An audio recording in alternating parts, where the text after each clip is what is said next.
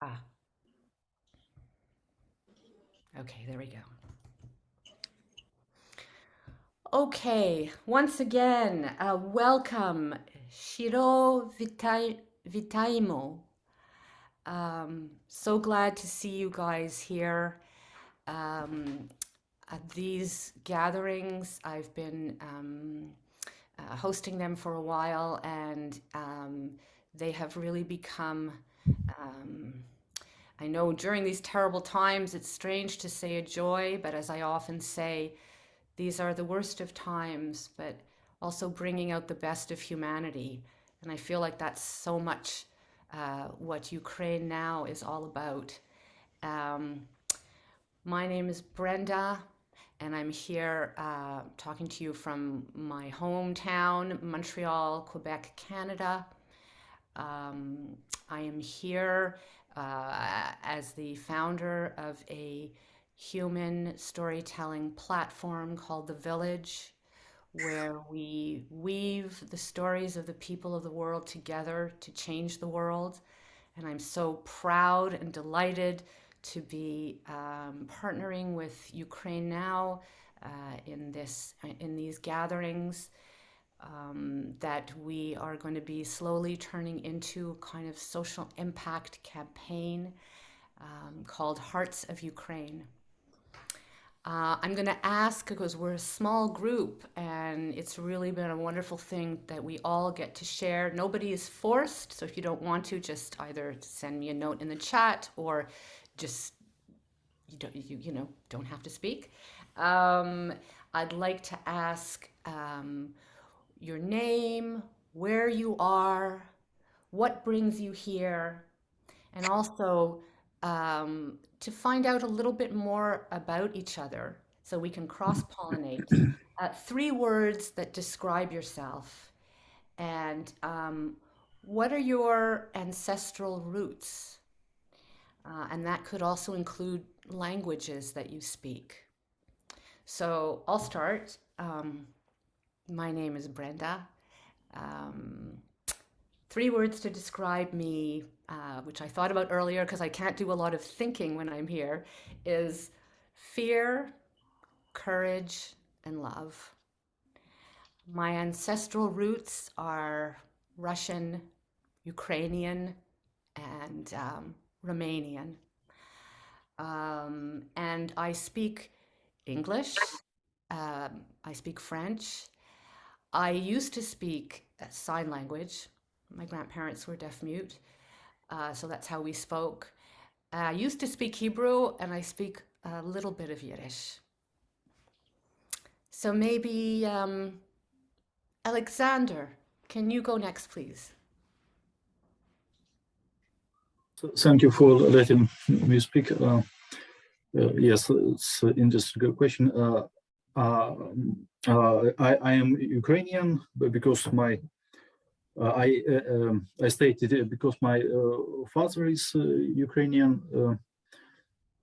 He spoke Ukrainian when he lived in Ukraine. But when he was in Soviet Union, because you know that all the people who were born before 19, we are born in Soviet Union, even though we are residing in Ukraine. And after that, he studied, and he was sent to work in another part of Soviet Union, which after Soviet Union disrupted, appeared in Belarus. And that is why I am a citizen of Belarus, even though I have Ukrainian nationality.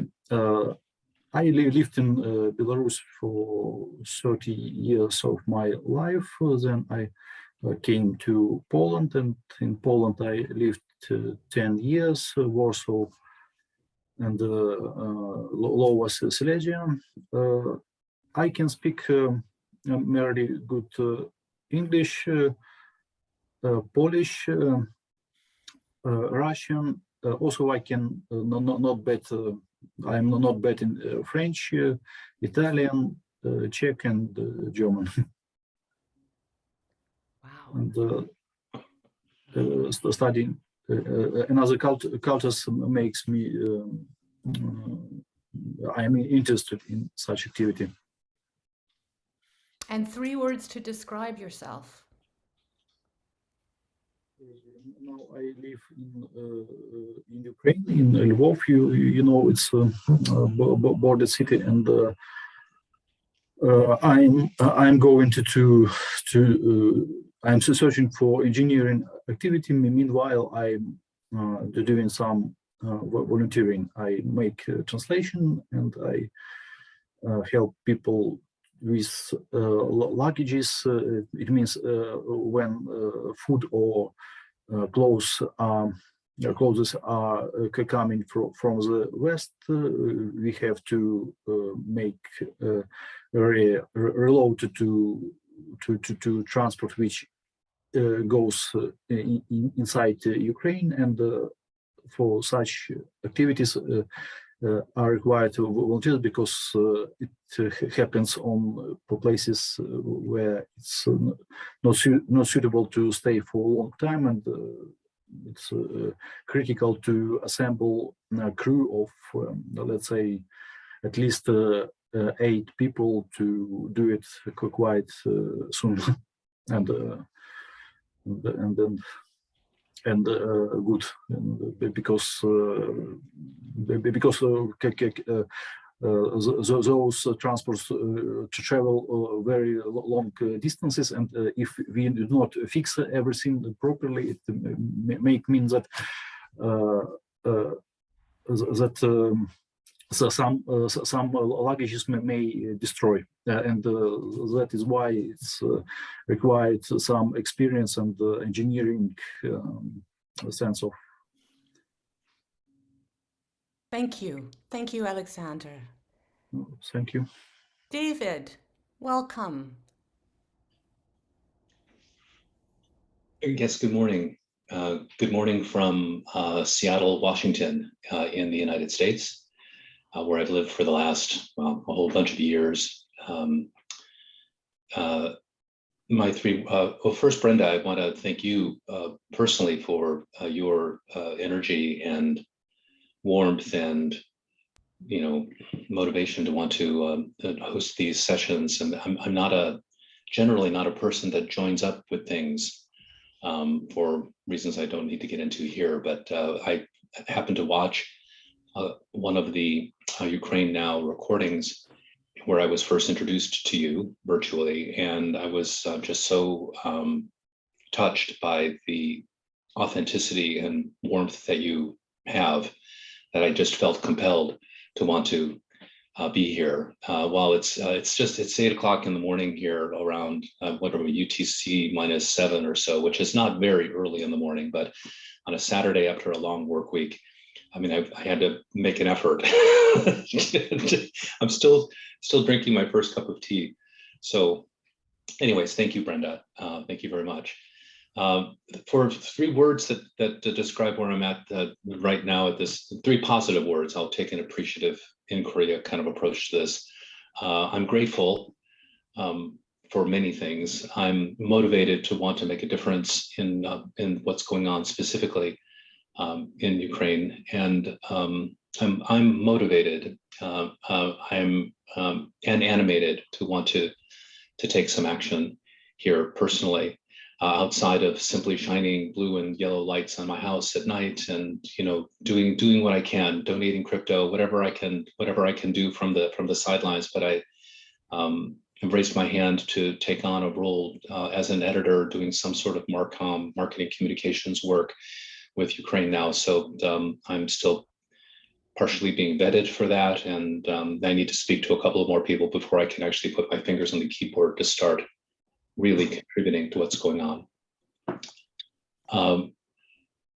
I see Wilson raised their hand. Wilson, did you have something to say?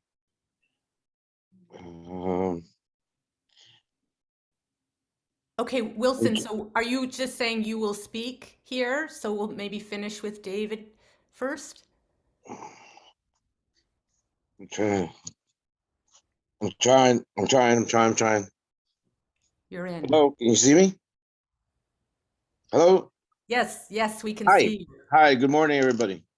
Wilson, if you just hang on 1 second, just hold on, you're next. I just want to finish with David. Thank you. Oh, thank you. I'm sorry for. No worries. I'll turn off. Not all. Oh no, we like to see you. We like to see you, Wilson. David, first of all, thank you. Thank you so much for those lovely words. It means a lot to me, and to know that well, in simple terms, the love is coming forward and touching people, and that's everything. Um, and are you on the Slack channel? I am. You are. Okay, so I've seen you. Great. Yeah, I think hopefully they'll put you to work right away. I'm sure they Fantastic. will. Yes. And thank you so much for what you're doing. Wonderful to have you with us. So Wilson, Hi. would Hello, you like everybody. would you like to okay, sorry, maybe you weren't there at the beginning. So maybe tell us a little bit about yourself, where you are, and why you're here. And 3 words to describe yourself, and maybe also your roots, your ancestral roots. Can you hear me, everybody? Yes. Can you hear me? Okay, hi. I just got the email. I'm sorry. I apologize for attending the meeting late. My apologies. Kind of dealing with some issues and so forth and so on. But anyway, I just wanted to say hi to everybody. A blessing to everybody. And keep the faith. Be strong. And I hope that we can work as a community to try and resolve some humanitarian aid as quickly as possible, with boots on the ground if possible. I work in a hospital. I've been to these meetings a few times already. I work in back in an ambulance. And kind of like, I just woke up a few minutes ago to look at my email. So my apologies when I saw the email that you guys were having a meeting. Our best to the people that are suffering, and I hope that we can do something to make life a little easier for them. There's a great need in all over the world, not only there, but in Syria as well. I won't get into the politics of everything. But if there's anything that I can do, and we can get situated and flying into Poland without having our passports revoked, and working with some hospitals down there, it would be much appreciated. And trying to help some of the geriatric patients, some of the children that are suffering. This should have never happened, but I won't get into the politics of it because I don't believe this forum is for any type of political arena. And I'm not getting into any other issue at the present time. My job is actually, I'm a chaplain. I'm one of the local ministers in the state of New Jersey. And I feel that's where our hearts should be, into ministering the word to people who are in need, not only in the religious point of view of things to come, but also in being able to feed and give water to the hungry and the poor and those that are in great need because of this atrocity. Because it's a big atrocity that's happening that should have never happened, because again, I won't get political. It could have been avoided. And there's a lot of things going on that we don't see. The media is portraying one thing, but there's a lot of other things. I served in the military for a long time, and I'm not going to get into that neither. We have to be careful what we look at, what we read into. We have to study, and we have to go into history and see how history has evolved in the last 14 years in that particular area. So I'm not going to take up much time. I want to listen to what everybody else is saying, because that's why I'm really here, to see if we can get a group of men to help, and are willing to commit into helping, getting boots on the ground, a safe passage, flying into Poland or Germany. I have friends in Berlin that are on standby right now. They're working with, I'll call them some underground people, trying to give water and need to the people who are in need. So my best, keep prayer. Everybody, this nation, we need to pray. Things will get ugly before they get better. So hi, bye, and keep me in tune. If there's anybody out there and they ask me for my email, I'll gladly give them my email so we can communicate and see what we can do. It's not about the money. It's not about the money. And it's not about giving weapons, neither. That's not going to resolve the issue. It's about helping those people that are going through this atrocity. It should have never happened. That's just my personal opinion. All right, so God bless to everybody. Stay faithful, stay prayerful, and God bless.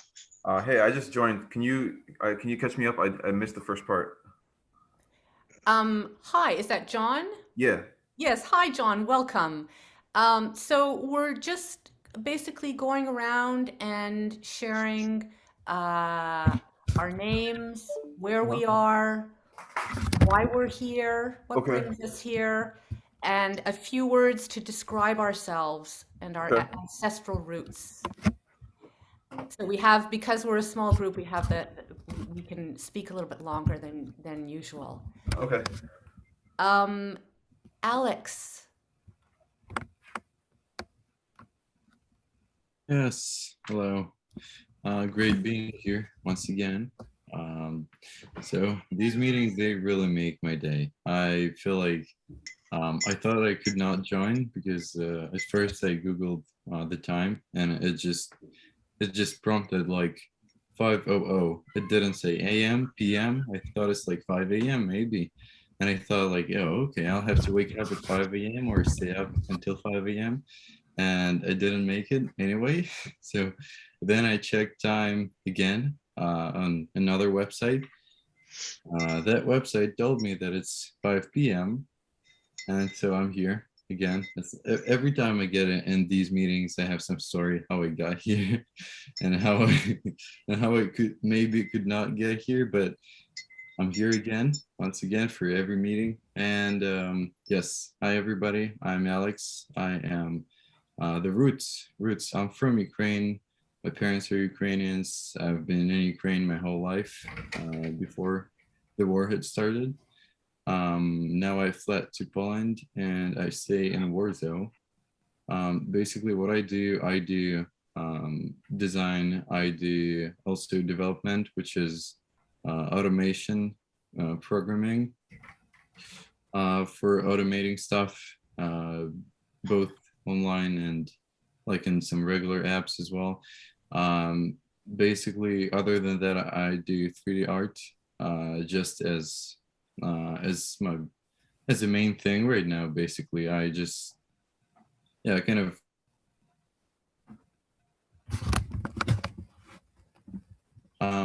so if you have any questions about design, if you have Hang on a second, sorry. Could everybody make sure that you are on mute when you're not speaking? I cut off. You cut off, but also Yeah. there's noise, there's all kinds of noise coming. So John, thank you. Wilson, if you could mute your audio.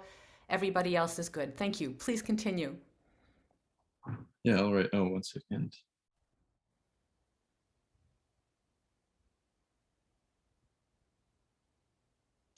One second. Let me be the next one because I have some interruption here. Okay, no problem. Okay, thanks. Put yourself on mute. Thank you. Sue-Ann. Are you there, Sue-Ann? Hi. Hi. This is my first time joining. The reason why is, well, I'm a single mom. I'm a designer as well.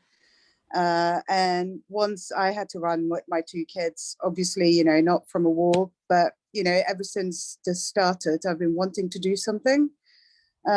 which is, is sort of, I am here with my 2 kids. But then I had an opportunity where for 6 days they would go and stay with their dad. So I posted something on Facebook, raised a load of aid, got a bigger car, got a friend with me, and we've just come back 2 days ago from the Ukraine border, where so we delivered aid. I got in touch with local group there, with they are Ukrainian, and they're going in the country to distribute it to hospitals and families and all of that. And then subsequently they put us in touch. We went to the Humanitarian Aid Center. We got registered as official drivers. We met someone there, and as it happened, there was a woman there. She had her paperwork sorted, ready to come to the UK, to the safety with her friends. So we drove back as quickly as possible and dropped her off. So yeah, and I just, I'm back home now, which is very strange, and really wanting to do more, basically. So yeah, that's why I'm here. Just, it's the first time I've joined. I kind of wanted to see, meet maybe other people, that feel the same way, that want to do something. So yeah, just processing a lot and just trying to figure out what I can do next, basically. Oh, beautiful, Sue-Ann. Thank you so much. I wonder if you could tell us what did it feel like to be there at the border? Uh, it's overwhelming. It's sort of, we drove down, and we drove straight to the group of volunteers that I'd been in touch with, so to drop off the aid. And I had spoken to a couple of them a few weeks ago, so to finally meet these people in person was amazing. But then, so the following day we went to the aid center, and yeah, it was just, I don't know, very overwhelming, heartbreaking, I have to say, just to see the look on people's faces. I mean, I've come back, and it's like every little thing I do kind of makes me feel so grateful and lucky, because I have choices. And, to sort of, yeah. And then driving back with, she was called Svetlana.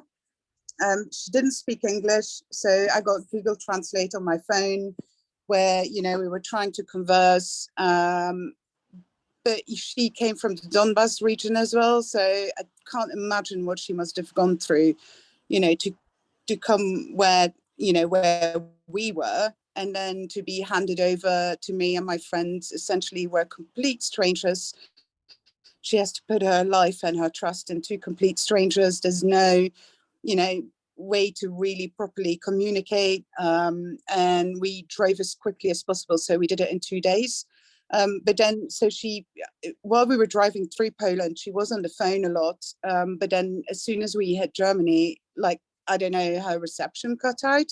So she was then, cut off as well. And I could just, we just wanted to get her back. And you could sort of feel she must have been so scared, holding it together. And we arranged, I was in touch with her friend, who is Ukrainian as well, but who lives in the UK and speaks English. So I was talking to her on the phone, arranging for a meeting point. And we met in a service station in London, but we were there a little bit earlier. And I kind of, on Google Translator said to Svetlana, we're waiting for your friend. She'll be here in 10 minutes. And I could just see that fear of, is it really going to be my friend who's going to walk through those doors? And when her friend walked through those doors, it was incredible. Absolutely, yeah. I never, ever sort of felt or done something like this. It's amazing. I felt so happy for her, just so happy to be able to, bring her to safety, basically. So, yeah, and I want to do more. It's sort of, everyone deserves, the right to a life, to a safe life. It shouldn't be, I don't know. It's just a basic human right, really. So I'm still quite emotional, because it's, it was quite an experience. Sue-Ann, thank you so much for sharing. I'm struck by so many things as you speak. And when I asked you, how did it feel? And your answer was, you finally answered at the end how it felt for you, but most of your answer, I hope you guys all notice, most of your answer was really about trying to imagine how the other person was Yeah, feeling.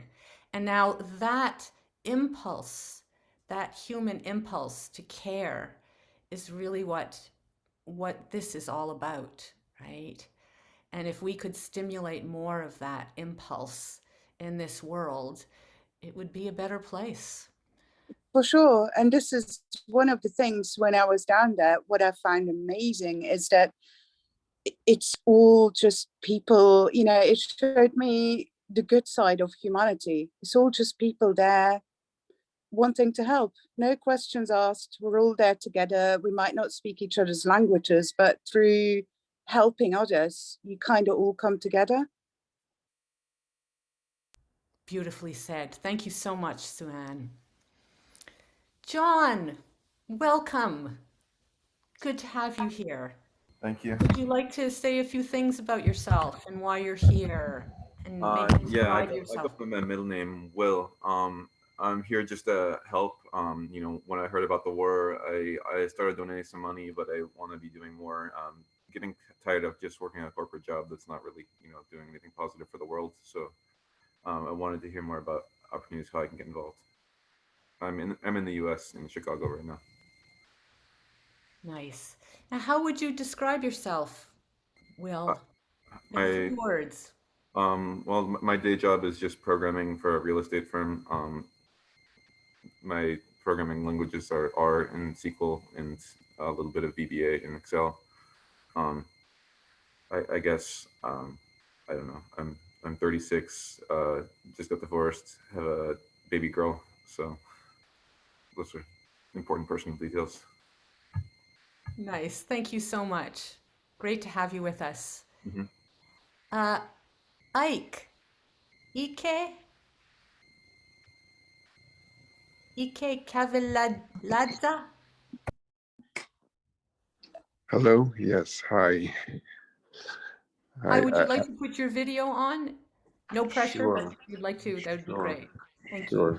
Sure. I didn't expect you put me on that stage. Hi. Okay. I'm based in Orange County, California. And a few days ago, me and my wife were lucky to join a team in San Isidro in Tijuana. One moment, please. And so, Sorry, go ahead. yeah, and so it was a amazing experience. We were all talking about ways to help our Ukrainian friends or Ukrainian refugees, but it also needs to be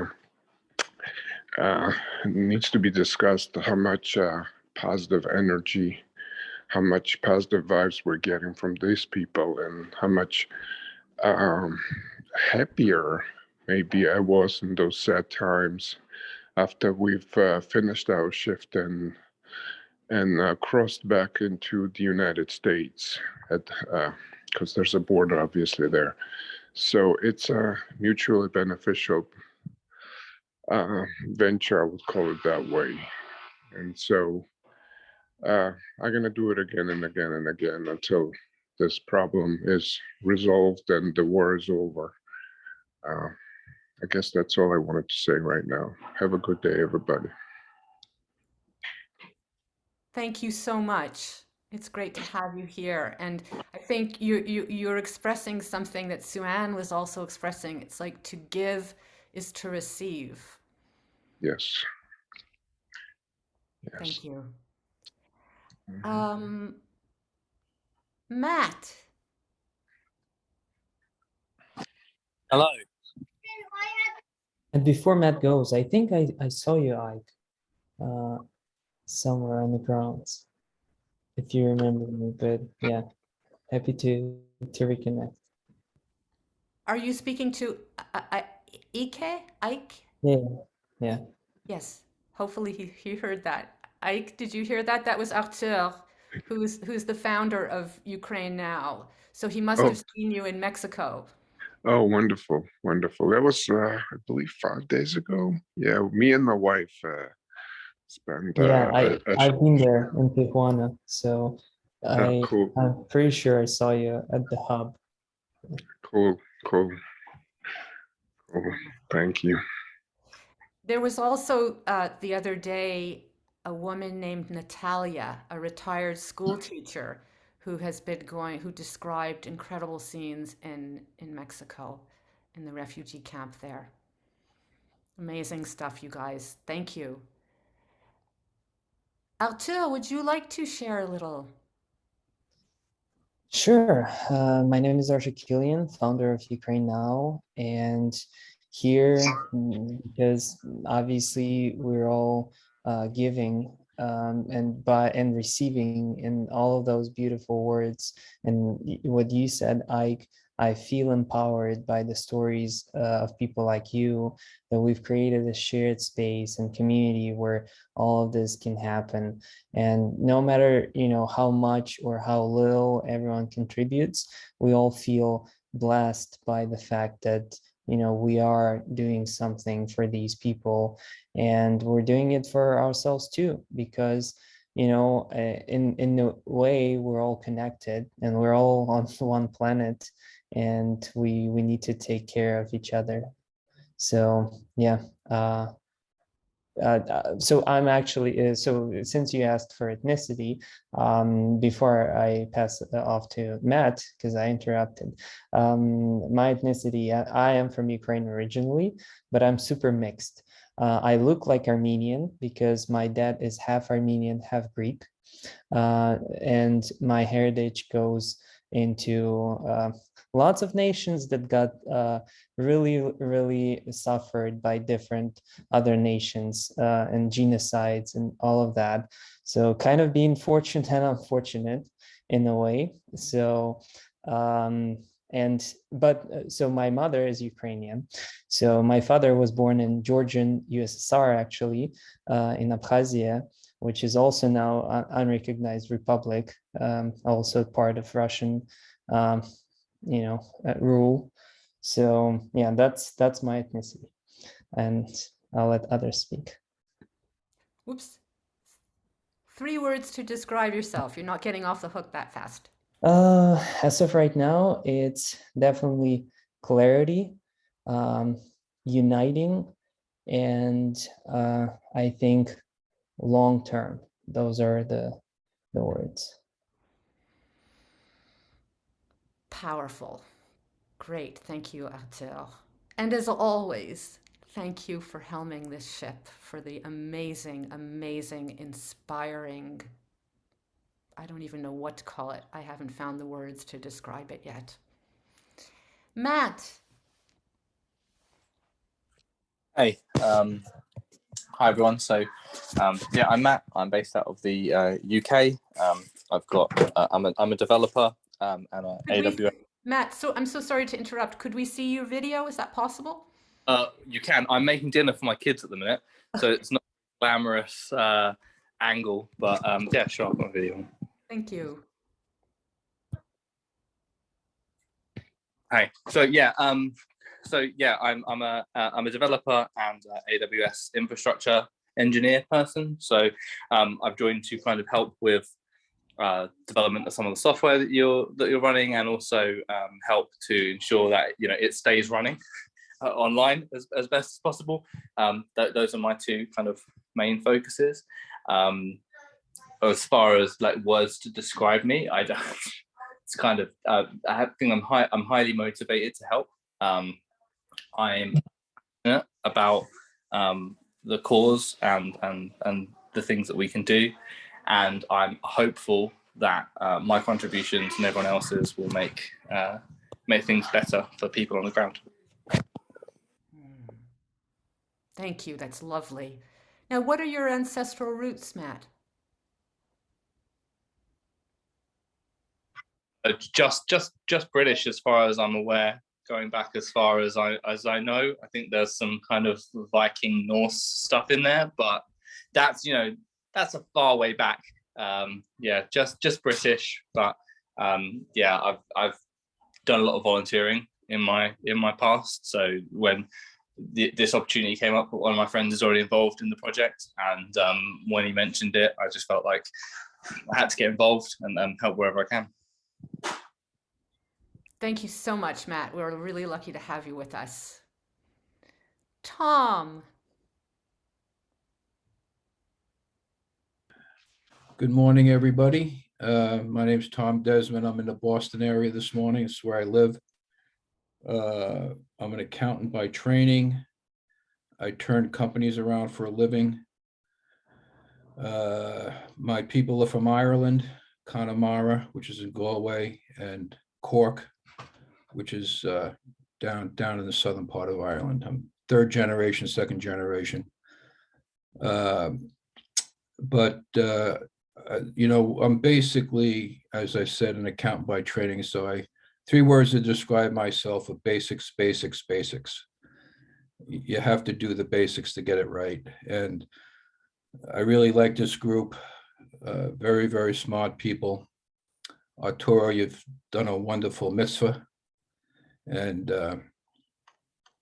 just make sure you get everything right out of the gate, particularly with the paperwork on the 501c3.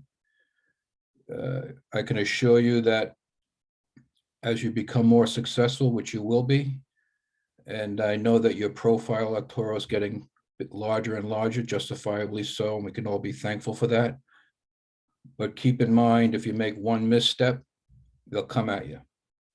So get yourself a good lawyer out there in California, get yourself a good accounting firm, and make sure you get your I's dotted and your T's crossed. If you want to pick my brain anytime, I'm happy to do it. Please. But make sure you got the foundation right, because you're making an impact now and you really haven't even got off the ground. So the bad guys are going to come at you.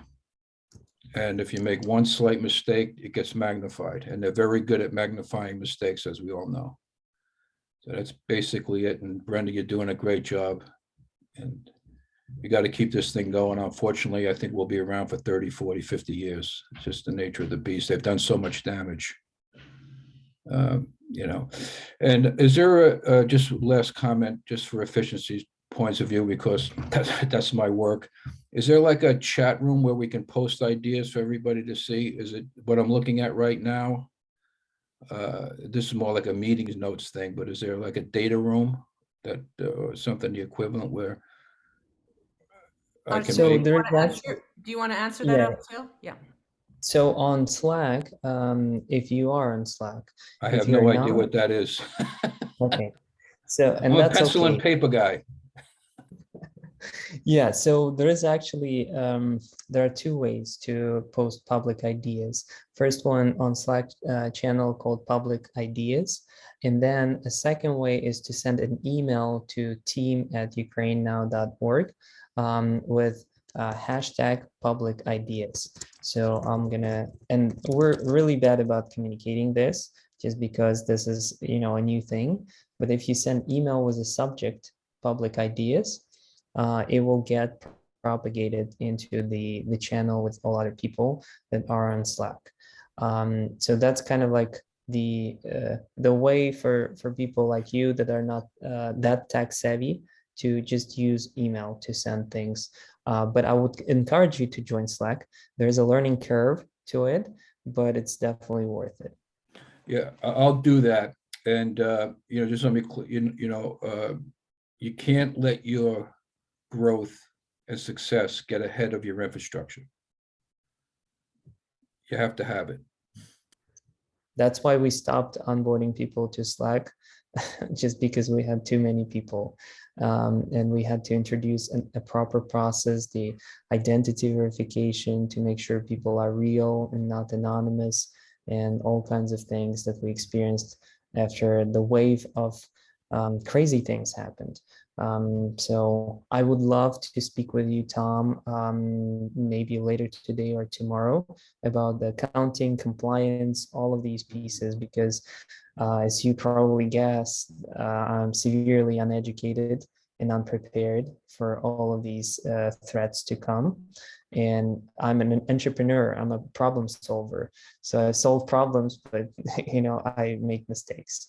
So I'll reach out to you. Yeah, I'm happy to help, but I just want to go back to something Wilson said.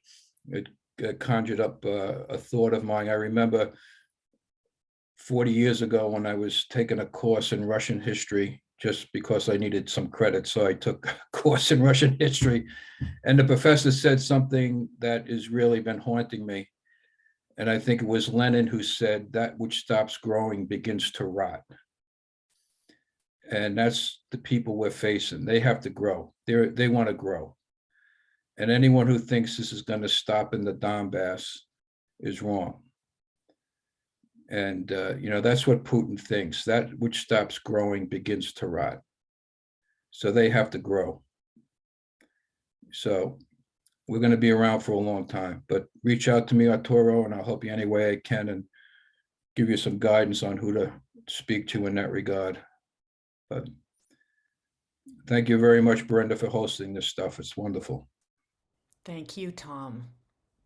I think it would be interesting in this moment to turn back to Alex to speak as the youngest person here on this in this gathering. Yeah. So I'm back now. Just said we just live in like two families in one place. So sometimes I have somebody interrupting me, or is the internet. So I'm sorry for that. Other than that, I just wanted to add, Tom, you can, if you need any help registering in Slack or anything, because I had confusion at the very beginning doing that, you just reach out to me. I've seen you send me an email, so we can stay in contact. So I can be your, the whatever it's called, the call center for you. Yeah, no, that would be great. I appreciate that. Very kind of you, and you can expect me to reach out to you, and hopefully I won't take up too much of your time.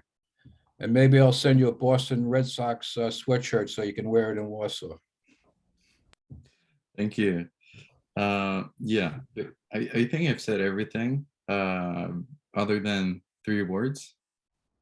So go for the 3 words, and then I'm going to ask you a question. Okay, sure. So for the first one, it will be elated because I'm here and I'm happy to be here. Second will be tactful. And the third one is thankful for all of the support that we receive as Ukrainians outside of Ukraine. And yeah, you can go ahead and ask me a question. I just, first of all, thank you. What can I say? I adore you. I love having you here with us. In respect to what Tom just said before, harsh words, possible reality, as a young Ukrainian, how does that make you feel? I feel like this is a conscious approach to the situation, because I see so many people, especially here, saying that the war will end like in a month or something, in 2 months or whatever, as soon as they see positive news. But at the same time, you have to be smarter than that, because in Auschwitz, the only people who stayed alive are the ones who never expected that to end. So you just don't do that, because otherwise you're just gonna lose hope when that day comes, when you said it's all gonna end. And if it doesn't end at that day, you're just gonna lose hope. And I see so many people having that happen here. Yeah, so the thought is conscious. You have to just keep on working, keep on doing stuff. Of course, you have to appreciate positive news as well. It's not like you have to completely disconnect yourself from that. No, you have to see positive stuff in this as well, especially in in help that volunteers provide and that we do as well. I guess, yeah, as volunteers here. I think many volunteers are here and people who just try to help, even with the even just have desire to help others. Yeah, other than that, I just yeah, something just I had it in the back of my head and yeah, I just forgot completely what I wanted to say. Oh yes, there was one thing that I wanted to add. Arthur, you're really yeah, you're right that you have to check people because on the volunteer, it's called Ukrainian Volunteer Team. They have one of the biggest platform of volunteers in Ukraine, and they actually had one person who was raising money. He kind of robbed all of the, like he just took all of the money and just got away with that. Even though he was proved to be a volunteer there, and he posted a request to raise money for, I think it was for like military equipment, something like that. And so he raised a lot of money, of course, because many people wanted to help, but then he just ran away, never answered. So really have to be aware of that. Yeah, thank you so much for sharing that, Alex. And we see that everywhere. And unfortunately, when in the times of crisis, evil shows up. And I believe in the best in people, right? And we all want to believe in that. Unfortunately, environments shape people to behave in all kinds of ways. And we just have to be mindful about that. And that's why we introduce these security measures, because as much as we want to trust people, trust everyone, trust their heart and soul, sometimes people have to steal and some people behave like that. And you never know, maybe, person has to feed their family. Maybe something comes up in their life that forces them to do that. So yeah, just have to be as compassionate as possible, but obviously careful. Wow, Arthur, I really appreciate what you just said. That goes deep. That goes deep into the heart of compassion and humanity, to understand that sometimes people do terrible things as they're trying to survive. Wilson, you wanted to ask a question? You wanted to make a comment? I hi everybody. I sent you a text. I don't know if you received it, to see if you can ask that question in the forum. I don't know, did you receive it yet? Yes. Can you speak about it, please, if it's possible?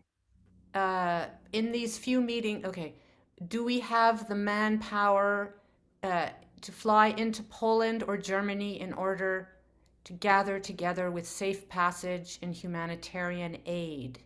Do we have connections yet? I contacted World Vision and the International Red Cross, but they're not allowing for boots on the ground. And then Stephen, we'll get to your question. Arthur, could you answer that question? Sure. So we have to comply with the local governments and authorities in terms of what they allow. Unfortunately, we all operate as volunteers. We are not operating as an international agency or INGO like United Nations or ICRC. Those people are allowed to go anywhere, everywhere, because they have a yes from governments. For us, we're all individuals, a part of this amazing community, 501c3 in California. That's where we operate legally. Everywhere overseas, it's basically everyone individually.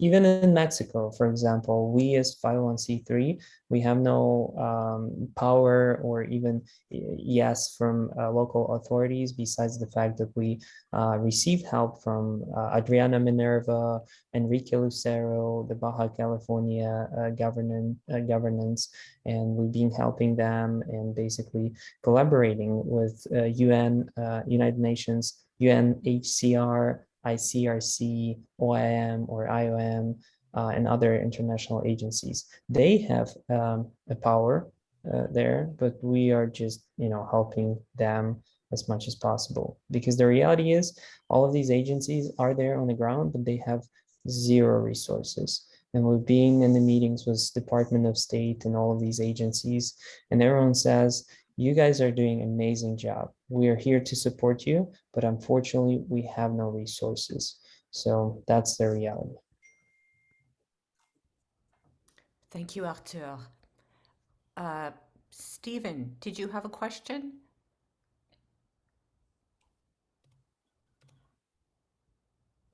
And would you like to join in video, Stephen? Stephen Duchesne?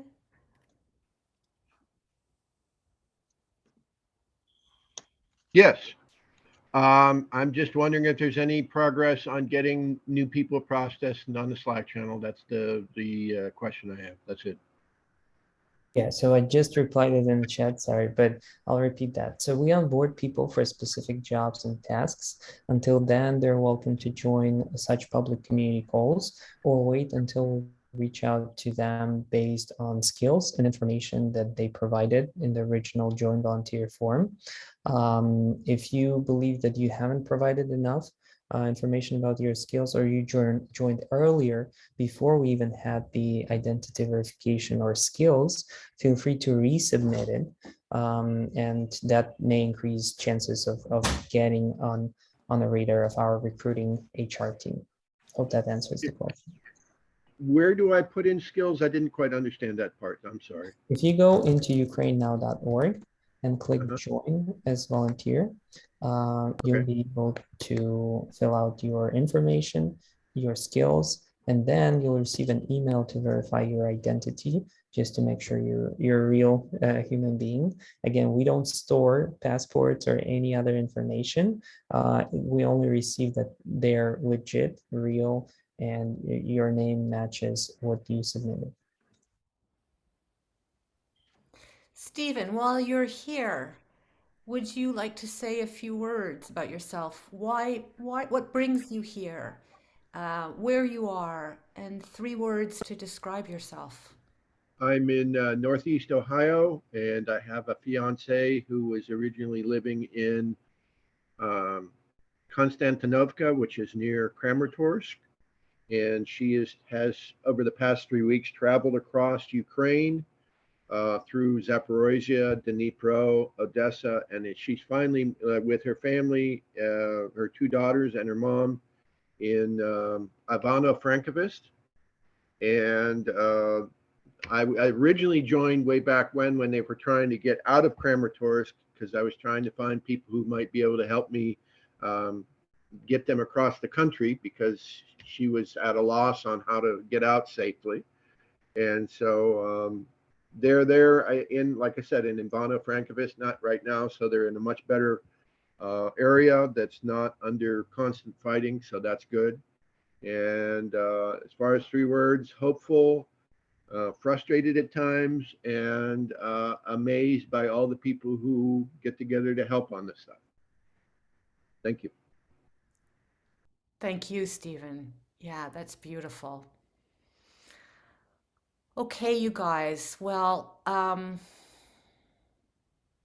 thanks again for sharing, for being here, for everything that you're doing. This is a new world order, people helping people. And it's just brilliant. And as many of you have described, it feels good to do something.